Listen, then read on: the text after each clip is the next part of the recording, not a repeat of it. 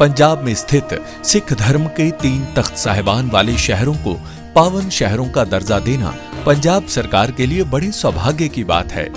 ये शहर है श्री अमृतसर साहिब, श्री आनंदपुर साहिब और तलवंडी साबो। ਇਹ ਤਿੰਨੋਂ ਤਖਤਾਂ ਦੇ ਸ਼ਹਿਰਾਂ ਨੂੰ ਪੰਜਾਬ ਦੇ ਅਧਿਕਾਰਤ ਪਵਿੱਤਰ ਸ਼ਹਿਰ ਵਜੋਂ ਐਲਾਨ ਕਰਨ ਦਾ ਫੈਸਲਾ ਕੀਤਾ। बंगाल में एसआईआर का मामला, चुनाव आयोग ने अमर्त्य सेन को नोटिस भेजा। नोटिस मिलने पर बंगाल की राजनीति गरमाई। नोटिस के बाद चुनाव आयोग ने अपनी गलती मानी।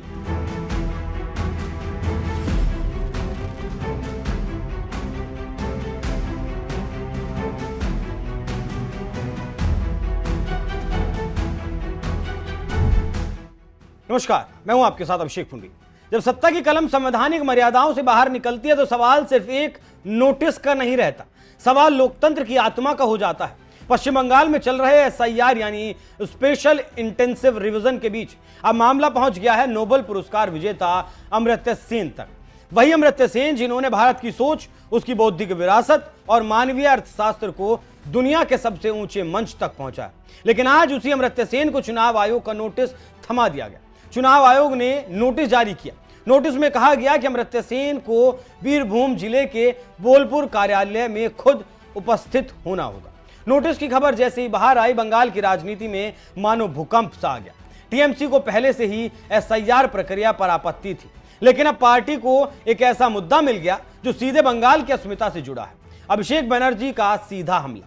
टीएमसी के राष्ट्रीय महासचिव और सांसद अभिषेक बनर्जी ने चुनाव आयोग पर तीखा हमला बोला। उन्होंने कहा, यह कोई साधारण प्रशासनिक चूक नहीं है, यह दिखाता है कैसे बंगाल में प्रभावशाली और स्वतंत्र आवाजों को व्यवस्थित तरीके से निशाना बनाया जा रहा है। अभिषेक यही नहीं रुके, यह कोई अकेला अपमान नहीं है। क्रिकेटर मोहम्मद शमी को भी चुनाव आयोग की तरफ से नोटिस भेजे गए, मानो अब उपलब्धि, ईमानदारी और गरिमा किसी काम की नहीं रह गई हो। और फिर सबसे तीखा वार, नोबेल पुरस्कार विजेता अमर्त्य सेन भारत की बौद्धिक संपदा है। आज उनके कद का व्यक्ति भी बीजेपी नियंत्रित चुनाव आयोग के हाथों अपमानित हो रहा है। तो आप समझ सकते हैं कैसे चुनाव आयोग की गलती पर बवाल मचा हुआ है।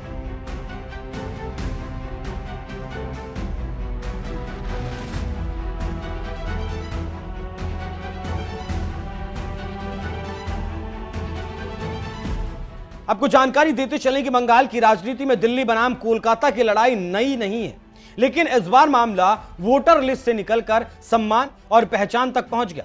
टीएमसी ने इसे बंगाल को मानचित्र से मिटाने की कोशिश बताया। अभिषेक बनर्जी ने सीधा जनता से अपील कर दी और कहा कि जो भाजपा के एजेंट बंगाल की आवाज दबाना चाहते हैं, उन्हें हमेशा के लिए बाहर निकालिए। दबाव बढ़ता देख चुनाव आयोग हरकत में आया और अमर्त्य सेन पर सफाई देते हुए चुनाव आयोग ने कहा कि आयोग ने यह भी साफ किया कि अमर्त्य सेन को किसी कार्यालय में पेश होने की जरूरत नहीं है।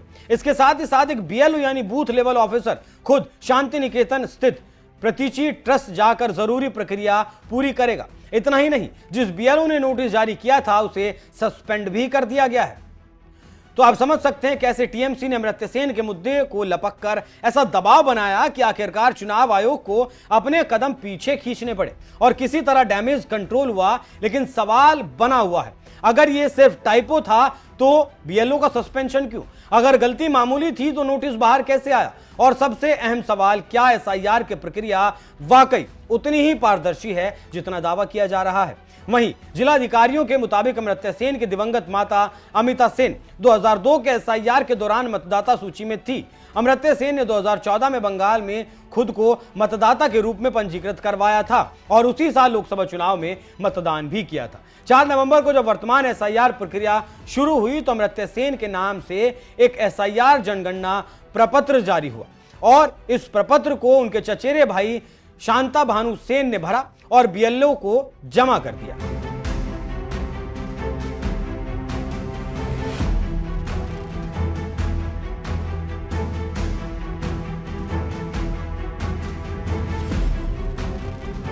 यह है कि जब चुनाव आयोग देश के सबसे सम्मानित बौद्धिक व्यक्तियों में से एक को नोटिस भेज देता है तो भरोसा डगमगा जाता है। और जब गलती मानकर एक छोटे अधिकारी को सस्पेंड कर दिया जाता है तो शक और गहरा जाता है। अमर्त्य सेन कोई साधारण नाम नहीं है, वो सिर्फ एक व्यक्ति नहीं, एक विचार है। आज सवाल ये नहीं है कि उनका नाम वोटर लिस्ट में क्यों आया या नहीं आया, सवाल यह है कि क्या लोकतंत्र में सम्मान भी अब प्रक्रियाओं के नीचे कुचला जाएगा। बंगाल पूछ रहा है, देश देख रहा है और इतिहास याद रखेगा। जब लोकतंत्र के नाम पर बौद्धिक गरिमा पर आंच आई थी, तब कौन चुप था और कौन खड़ा था। बाकी आप लोग इस विषय पर क्या सोचते हैं, कमेंट बॉक्स में अपनी राय जरूर दीजिए। नमस्कार।